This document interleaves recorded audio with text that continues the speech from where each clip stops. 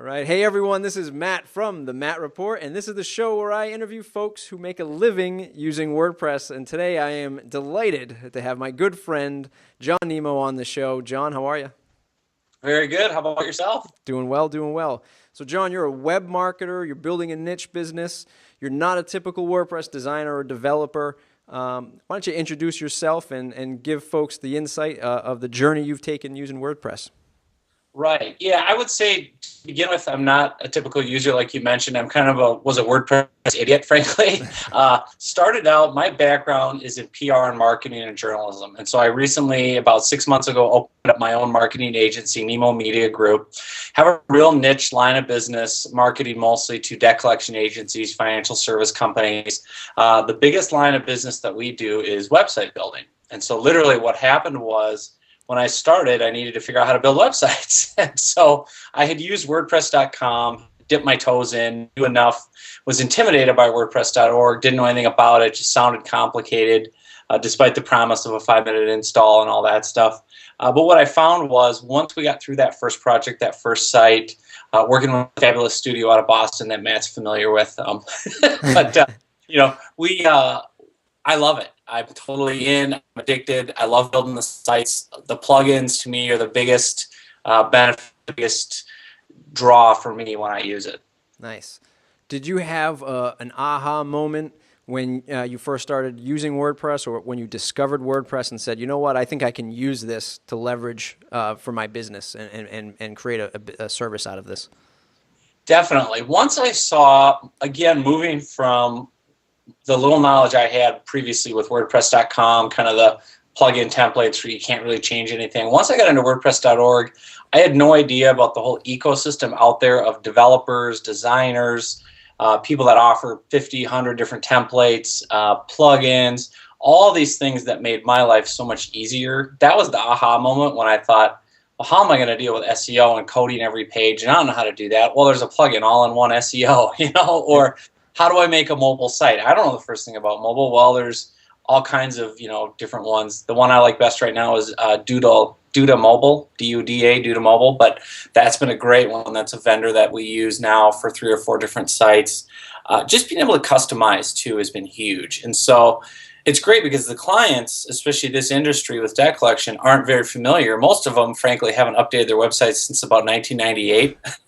Literally. Yep. I mean, it's bad. Yep. And so when we're able to bring a fresh, kind of custom branded, custom made WordPress site with all the bells and whistles and plugins, it really dazzles them. And for me as a creative type, I like the fact that WordPress is kind of like the world's biggest sandbox. It's always changing. There's always new toys being dumped in, and there's no limits really on what you can do. Nice.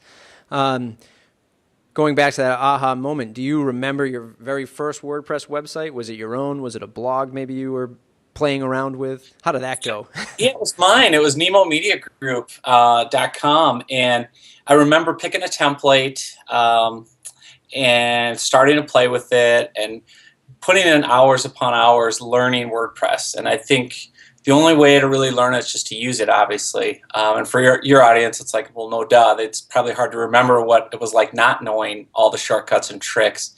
But really, the ability, the creativity that I was able to put into that site, especially compared to like the typical WordPress.com or other blog software that I'd used, other like build your own site kind of templates that are so limited, it was like moving from a Mazda to a Mercedes as far as options. It was kind of like building my own car, and it was a great project to use because it was my site, it was my content, and it's to this day the site that people say, well, I saw your site, that's really cool, I want you to build ours. And so we're still refining it, obviously, but it's what started it all. Nice. So in the beginnings, were you overwhelmed? Were you excited to start jumping into this stuff? And in either answer to that, where were you going to find how to put stuff together? Were you following other thought leaders on Twitter? Were you, subscribing to RSS feeds? What was your, kind of ingredient list for that? It was definitely overwhelming at first. And so I spent a lot of time on Google, researching. But even that would lead to so many different blog posts, so many different ideas. I really actually reached out to you, chief among a lot of people on Twitter, to your studio. Got a lot of great advice. Again, what helped me was having a network of people I knew in the world of WordPress, so that I could just make a phone call or a tweet and say, hey, what's a good plugin for social media sharing? And you're like, dig. I'm like, yay, okay. Quickly, you just saved me half an hour of testing, trial and error. Because at first, I would do that with a lot of plugins. I would trial and error, and how does it look on the side? And that just was so time consuming. And I think the real value that you guys, the developers, offer is the ability to short circuit that, to shortcut, to say, I've tested all the plugins for a mobile site. Here's what I do to mobile is fantastic for what you need. Mm-hmm. Or for social media sharing, here's a way to, throw in dig. Or for example, I had a problem the other day where I create client pages where I want to put up a video or a project for a client to review, but I don't want the world to see it, and I don't want Google to index it. And I didn't know how to do coding, and I was searching online how to just put in some HTML, and I finally asked Scott at your studio how to do it, and he immediately knew, there's a plugin, no index, no follow, threw it in, boom, 5 minutes, it was done. And now every site I have, I throw that on. So nice. Smart people like you guys, I guess. No, I mean, when I talk to designers and developers, and interviewing them on the show, their advice is to other designers or developers: jump right in, start, tweaking some of the code, start messing with the CSS so you can kind of learn how to use it. In our case, as marketers and professionals who are using this, even professional bloggers, I'd probably say it's safe to say make those connections online, and don't feel afraid to ask those questions. What's the best social plugin? I want to tweet out my links. What are you guys using? Because there's, like you said, it's a sandbox with a ton of toys. Some of them suck. Some of the toys suck, and but we want to make sure that we can find the good stuff. So definitely reach out to others. Yeah, that's been huge. I think that WordPress, the neat thing about it, I know you're involved with some of those different camps, word camps and things like that, and meetups, and I like the fact that there's this whole community of users now that want to share, that want to have best practices, best ideas. Because for a marketing guy like me running a business, yeah, I'm selling websites, but I don't have time to be up to speed on every WordPress update or every new plugin. But if I cultivate a good group of contacts who can give me the heads up, or I find a few key bloggers to follow, then I'm ahead of the game, and that helps my clients ultimately. Yeah, and we are important, John. Us marketers, us business guys, gals, we are important. Don't let the developers tell you any different. One of the, I interviewed 2 other developers earlier today, and they both expressed very passionate, very vocal, very outgoing individuals, but they say that they're introverts, right? So they don't like that. They don't seek that attention until somebody maybe asks them a question or asks them to speak. But you and I, our talent is business development, connecting, getting out there, making sales. So we know what it's like to do the cold call, to get the door slammed in our faces. And I think that we're important people in the whole WordPress ecosystem, because we can help spread the use of WordPress and cultivate business using the software. Right. Yeah. Think of affiliate marketing too with some of these plugins, right? I mean, the fact that, like, for instance, with your platform, Matt, you're following your ability to market to guys like me, frankly, because if you tell me a WordPress plugin works really well, I'm going to go buy it, and or I'm going to sign up for the monthly fee or whatever it is. And so, just for folks like us, if we put that time in to learn this stuff, there is, I think, payback with the affiliate marketing and the ability to go through your blog or your site to sign on. And not that you're going to make a living off it, but it's a nice way to get compensated for your knowledge. Yeah, exactly. All right, so let's get into the part that we are good at, the freelancing and running a business. This is where a lot of my audience, could use some help in. They're freelancers and they need to grow their business. Right now, some of them are, picking up as many WordPress sites and projects as they possibly can, maybe not raising the bar of their prices, and, kind of stuck in what I call the $500 club, where they're stuck selling the small, few $100 sites. So what's your daily routine for business? Is it sitting at the computer, checking email, running through notes? How do you get your day started? Yeah, I would say definitely. I live on LinkedIn. That's where my audience is hanging out, my niche, my prospects. So I spend a ton of time cultivating my network, frankly. So email, LinkedIn, really just staying in front of people. And I think the best way, if you're running a business, especially if you're a WordPress developer, website builder, you have a ton of competition. And so, like anything else, I think you've got to find a niche rather than try to be everything to everybody and chase, every car that. Don't be like the dog that chases cars in your Yep. neighborhood, right? Yep. Pick the car to chase and chase it all the way to the gas station. Yeah. Like, Yeah. know, I think that's what I learned opening a marketing agency was I actually talked to your guy, John Morgan. Yep. I know you built his site, Brand Against the Machine fame, and I loved his book, and that was my Bible, my blueprint for starting my business. And I actually took that offline and paid him to consult with me for a couple hours to really help me get a business plan. And the biggest thing I took out of what he said was, you can't be everything to everybody because you're going to be spread too thin. You're not going to be able to be an expert to every different niche, even with social media marketing. You can't possibly master every single channel for every single audience in every single industry, So I really narrowed my focus, and it's made me a lot more money. It's made my life a lot more manageable because I only have to stay abreast of one industry, stay in the latest loop, and know how to apply social media, WordPress, etc., to that industry.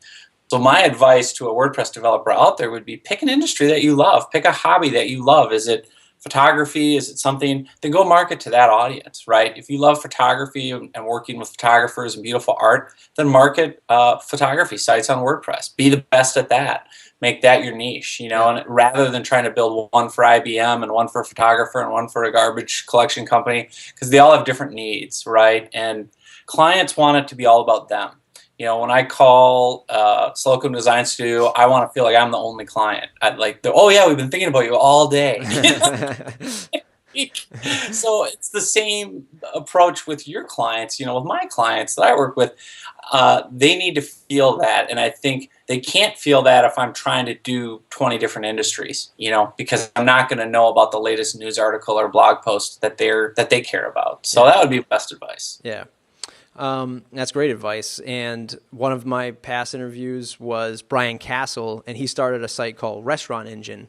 And it's a WordPress site where you can go and load up restaurant websites built on WordPress. It's strictly just for restaurants. He had a lot of restaurant clients. He saw the need, and now he markets and positions that product, towards that audience. So it's great. Starting out, and like for the folks who are starting out, and trying to find that niche, that niche product. How do you deal with that $500 client, the client that says, I only want to pay this. Can you do it at this price? What's your thoughts on that client who's only geared towards price and not value? Right. And I have to quote John Morgan again on this, The Brand Against the Machine. I can't recommend that book enough for anybody that's in business, period, but especially if you're into marketing or trying to sell a product or service. As he says, there's always somebody willing to go out of business quicker than you. So if you negotiate only on price, you're going to lose that client. They came to you on price. They're going to leave you on price. My big thing is I try to sell value, right? So what I say is we're not a Mazda dealership. We're a Mercedes dealership. We're not the cheapest. You can get a website far cheaper than through Nemo Media Group. I just got off a call with a client today who he said, yeah, I have a friend that does websites in Dallas. They charge $50,000 for their cheapest website. I mean, holy crap! That thing better like sing and dance and like eat coffee in the morning. I could never charge that. That's insane, right?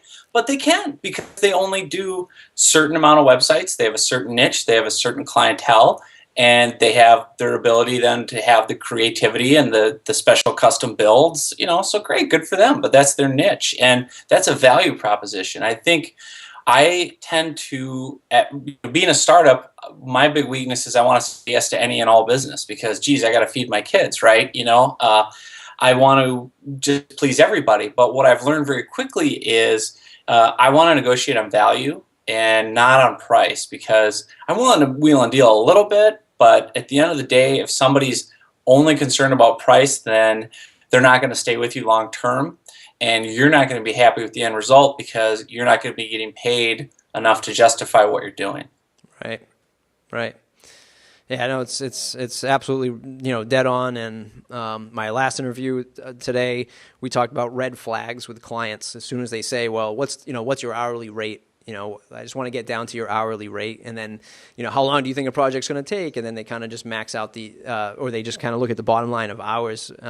Where he said, "Well, I would charge you 100 hours, or I could charge you 50 hours at the different price, the same price when it comes out, however you want me to pitch it to you." So. Yes, there's definitely some red flags that pop up.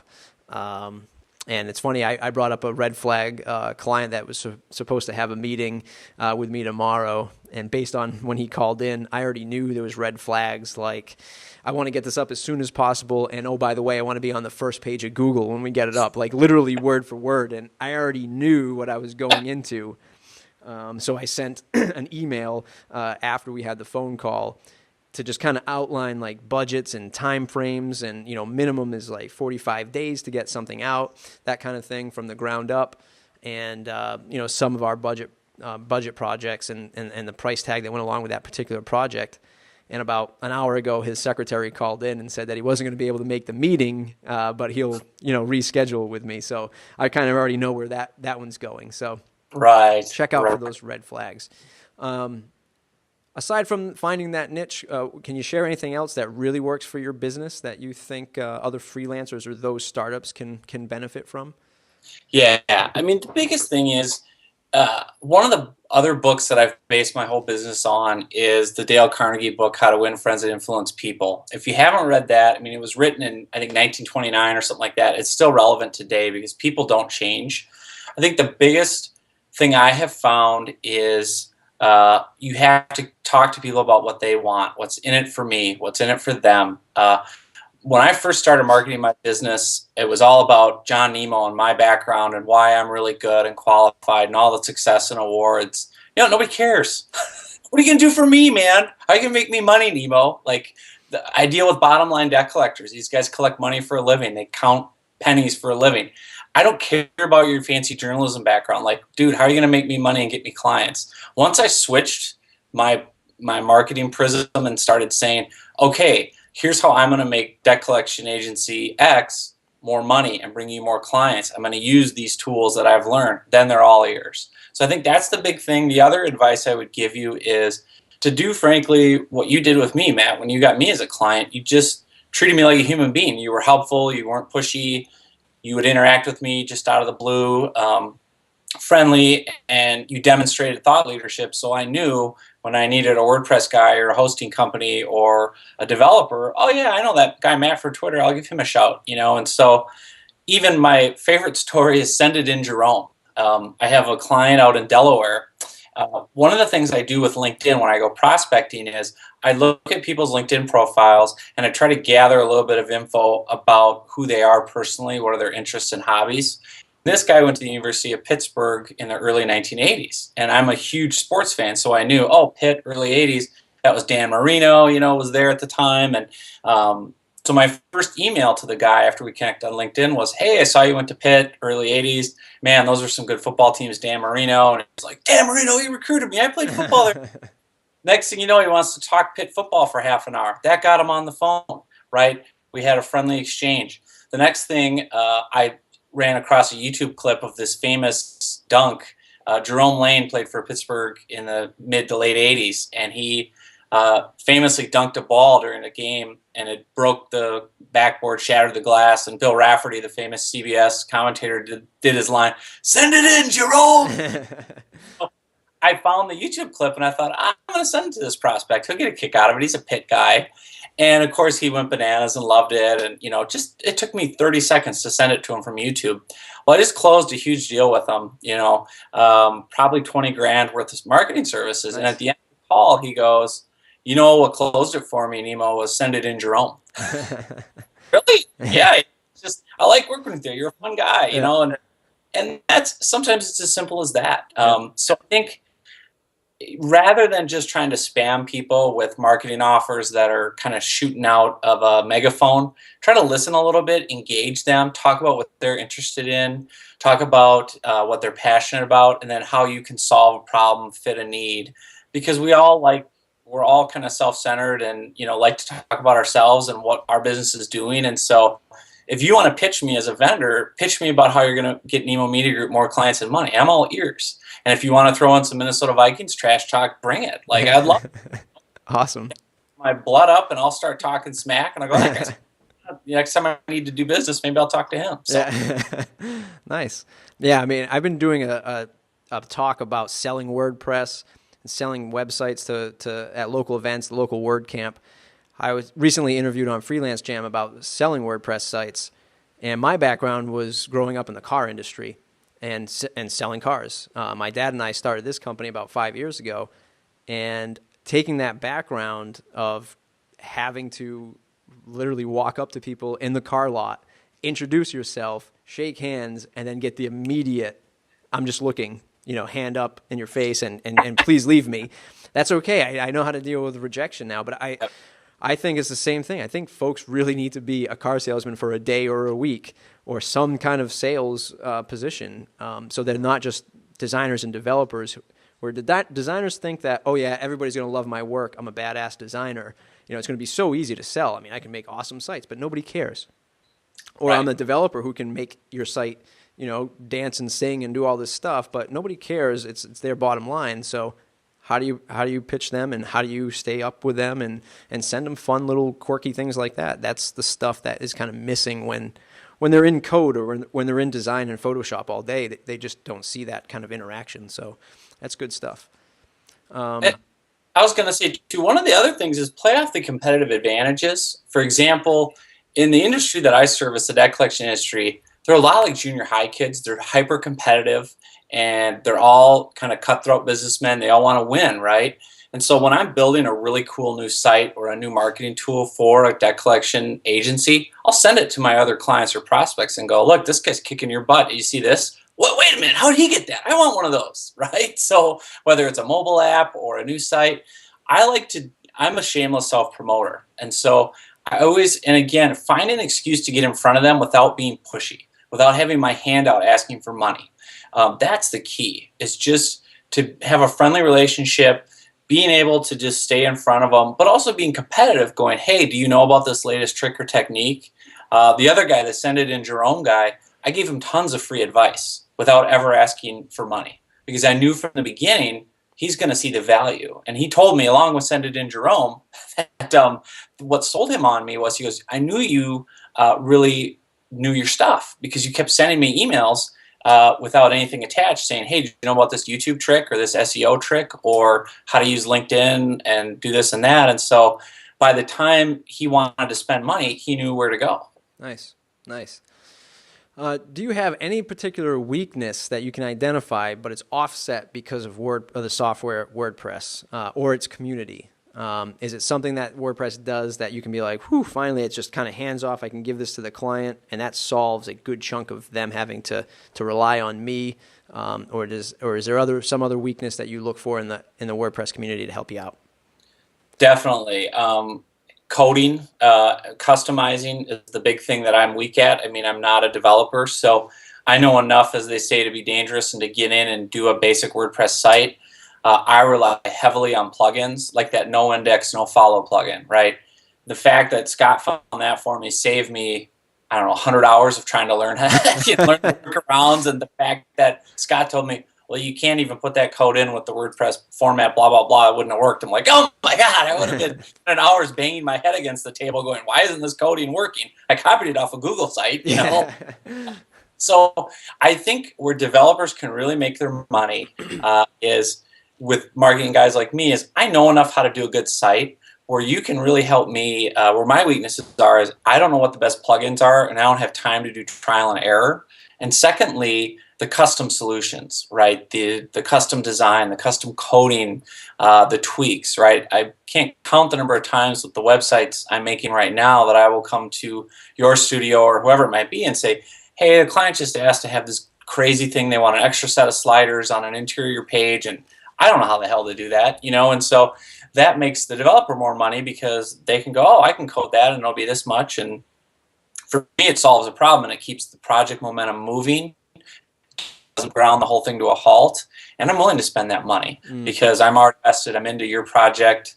Your customer service is great. I think that's another key thing is communication. I didn't get to say that earlier, but I think the biggest thing clients want, that I want, is I want you to listen to me and respond to me in a timely fashion. Like Jimmy John's, I want you freaky fast, So I want to know that even if you can't solve the problem on the spot, that you just acknowledge my email or my call or my tweet. And then I feel like, okay, they're on it, they're listening, and then I'm off to my other stuff. Where I run into trouble with clients is if I don't respond.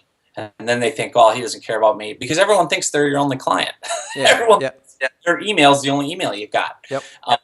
And when I'm juggling, sometimes all I can do is reply and go, hey, thanks, I'm on it, I'll be in touch. And that's enough to placate them for a day. So I think that's another big thing for developers too, because not a lot of developers are wired in that way to be real social and real, gregarious. But even just an email to say, hey, thanks, got it, we're going to look into this, that will placate me for 24 hours as your client. And you need that so you can have a little breathing room. Yeah.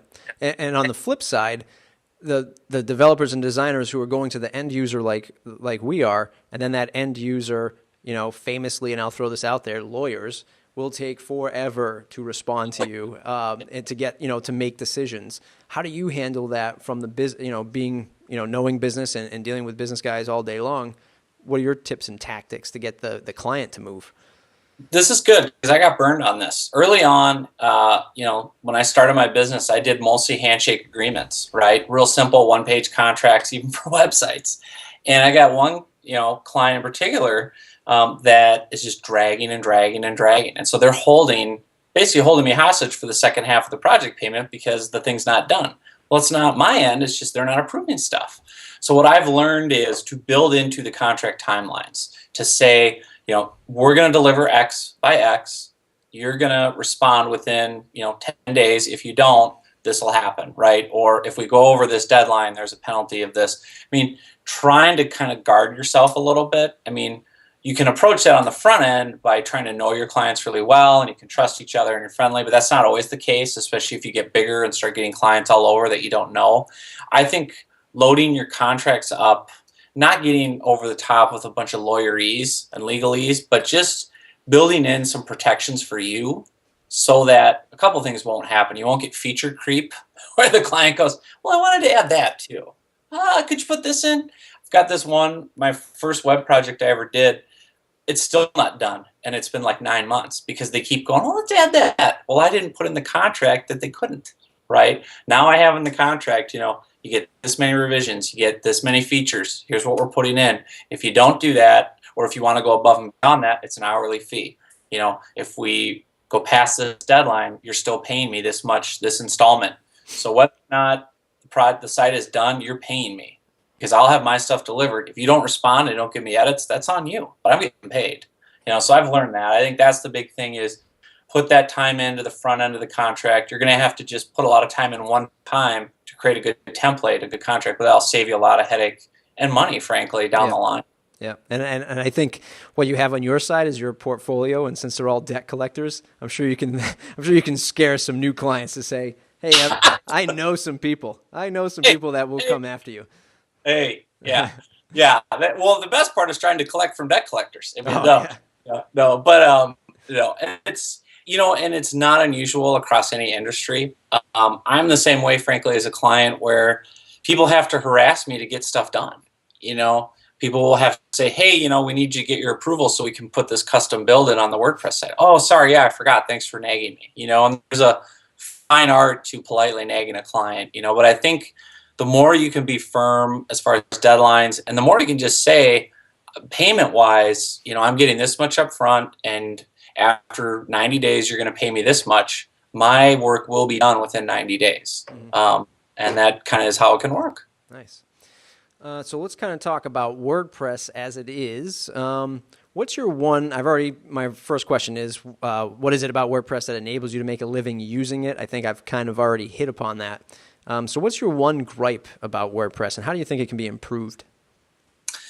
Yeah, I would like to see a better way I've run into issues with the themes that we use, like third-party themes, whether it's elegant themes and we've talked about this offline, but just trying to figure out a way when you bring in a theme, whether it's from some of the well-known companies or some of the lesser-known companies, how is it that we can't update these themes? without, unless it stays within the WordPress framework. So maybe would love to see more themes available from WordPress, more premium themes that can be customized yet be updated for technical fixes or glitches or bugs. I don't know exactly how that works. That's my only real gripe.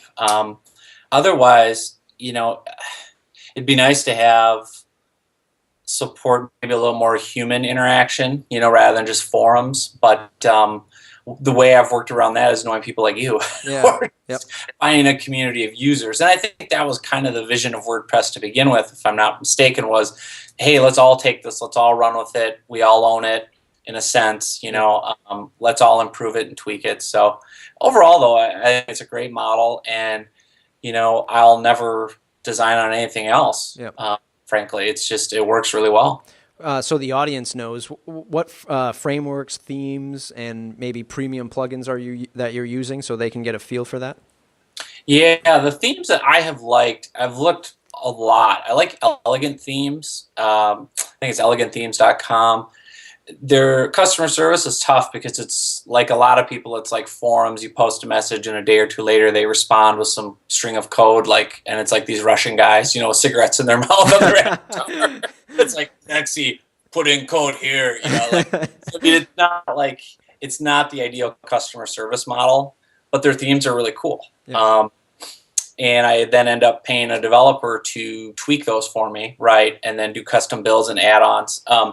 So I like elegant themes. I've looked at everybody else's, and those are the ones that resonate best with me visually as a marketing guy. Plugins, I love the all-in-one SEO pack. I love the Duda mobile. I think that one's really cool for iPhones with all the features. It's like $10 a month, per site, but clients go bananas for it. They love it. I like that it has measurables. You can see how many times somebody clicks to call or uses the different buttons or features. That's a really good one. I like the slick contact forms, the one that kind of floats and then just opens up and closes. That's really elegant. I went through a lot of contact forms before I found one that I liked. That was a lot of trial and error. I like dig a lot. I think that looks really nice for social media sharing.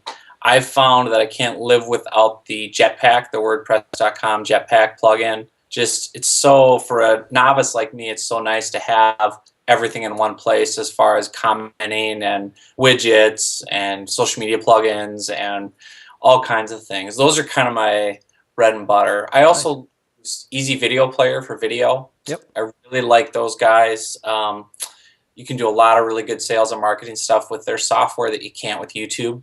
It's cleaner, it's branded, you can do all kinds of tricks. It's a little expensive as far as the monthly fee. I think it's $37, and you got to pay a couple $100 up front. But for somebody like me that does multiple sites with multiple video and doing a lot of client videos and sales videos and marketing videos, it's a must-have. I think YouTube's getting better, frankly, as far as their functionality and adding things and watermarks and branding and logos. And but it's still YouTube, so there's a bunch of junk that comes with it. But that would probably be my top plugins. Nice.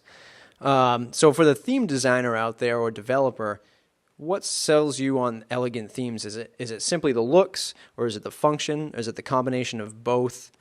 And do you ever look at a theme and say, this is the perfect fit for every client, and I just need to kind of tweak some things for each individual client? Or would you say looking into a different theme for each client is the way you've been going? What I like about elegant themes is first just the look. Yeah, it's very eye-catching, very eye-pleasing. And then the functionality on some of their themes really is cool as far as, I can't remember the name, but we've got one. The website is debtmds.com, and we used an elegant theme where it's kind of like the Jack in the Box where it pops open. The sliders pop up into the screen and then spread out. It's just neat functionality. I like that a lot. Mm-hmm. As far as how I go about picking themes for clients, what we try to do, we've got 70 or 80 themes on elegant themes that we subscribe to and buy. What I'll do is try to narrow that down depending on the client, the line of business they're in, what they're looking for. Is it medical? Is it education? Is it government related? Debt they collect? Try to pick some, and then we'll customize it. But what I've found is they start to pick the same themes, which is interesting. I would love to see a developer come cater to me and say, all I do is financial services themes. all I do. Debt collection agencies, banks, credit card companies. That's a gazillion-dollar industry, by the way. So there's a lot of money to be made. One of the problems with elegant themes, like everyone is, they're trying to be everything to everybody. So they've got like 10 business themes, 10 sports themes, 10 gardening themes. If I'm a smart WordPress developer, I'm going to pick one niche, one line of business and say, all I'm doing is photography themes, 100 different themes, right? Or all I'm going to do is financial services, 100 different themes. I would pay for that in a heartbeat. I would pay a lot of money for that because you would make my job so much easier. Right now, I'm really working within 10 different themes of elegant themes that work enough to tweak for debt collectors. Man, if I had 100 that were all centered on financial services, I'd go crazy. I'd spend whatever it takes because that would make my job easier and make me more money. So again, that's the niche idea versus trying to open up a WordPress developer or website service and going, we'll just make anything anyone wants. You know, like it's hard to scale. Nice. All right. Good answer. That's a great answer. So can you talk a little bit about your experience, if any, with the WordPress community? So either going to like WordCamps or WordPress meetups or posting on the forums. Did you ever feel like it was giving you the answers you needed? Were the folks helpful, or did you have any issues interacting with the community as much as they promote it as the foundation of all this? Yeah, no, I haven't had to use it much. I mean, I haven't been in any WordCamps or done that. I have posted on some forums looking for help. And so when it's not my Russian friends with the cigarettes dangling out of their mouths, writing in broken English. But you do sense camaraderie around it. And, I've really used a lot of the WordPress forums to get my questions answered. And you can see the exchanges. People generally want to help each other. And it's like anything, I think the passion around it is real. And so what you see is people that genuinely want to see you do a cool thing with your site. And so I like that about it. I can see why people enjoy it. It is so much fun to use. So for someone like me that maybe I think, well, that might be too out there or too nerdy for me or too, meta, whatever. I can come in without being able to speak the same language and still get the answers I need and not feel like an idiot. So I do like the community. Nice. All right, so we're going to go into the lightning round, and I'm going to ask you a series of quick questions, and hopefully you'll have some quick answers to go along with them. I think I already heard this one, but what is the one plugin you cannot live without? I'm going to go Duda Mobile. Oh, I thought you were going to go Jetpack. Well, Jetpack. Okay, I take that back. I want to go Jetpack. You're right. The best business or career advice you've ever received? Don't do something you hate. Nice. The longest client project has taken? 9 months and counting, baby. If you had to switch to another CMS, what would it be? There isn't any. I don't even want to think about that. It's a nightmare. That's what everyone says. That's DEFCON 5. Yeah. I can't go there. Who should I interview next? Ooh, John Morgan. I just talked to him today. I knew it. Awesome. Is there any quote that you kind of live by or run with every day? Yes. What's in it for me? I always try to, that and clients are like family. I have to treat my clients like they're family members. Give them that respect, that attention. Otherwise, I lose them. Yep. People can sense pretty quick if you don't care about them, and they move on. So, yeah, definitely always clients are family, and what's in it for them. Every email I write, everything I post, why would they care? How's it going to help them? Great answer. And last question, what's the one question I didn't ask you that I should have? What are the Vikings going to do at quarterback? That's what I want to know. What are the Vikings going to do?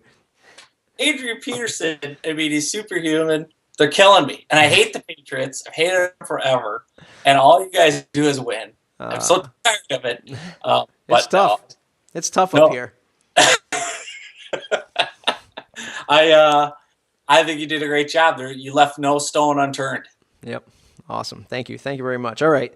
So first I want to tell everyone to go on Twitter, thank John for doing the interview because it was great, and I think he gave everyone some awesome, awesome information and insight into running a business, especially diving into a niche business to help improve your income, improve your lifestyle, and all that good stuff. John, where can other folks find you online, and anything else you want to promote or plug?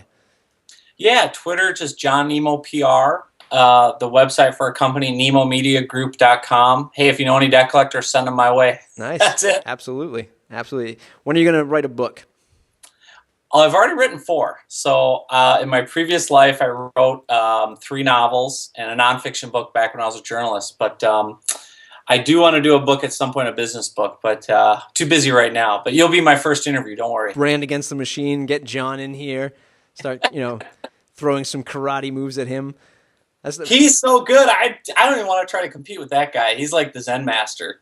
He really knows his stuff. Yeah, it's a lot of fun. I love talking business with people. It's been a pleasure. Yeah, awesome. All right, everyone. Thanks for joining. Check out mattreport.com. Say thanks to John. Subscribe. We'll see you next time. Thanks.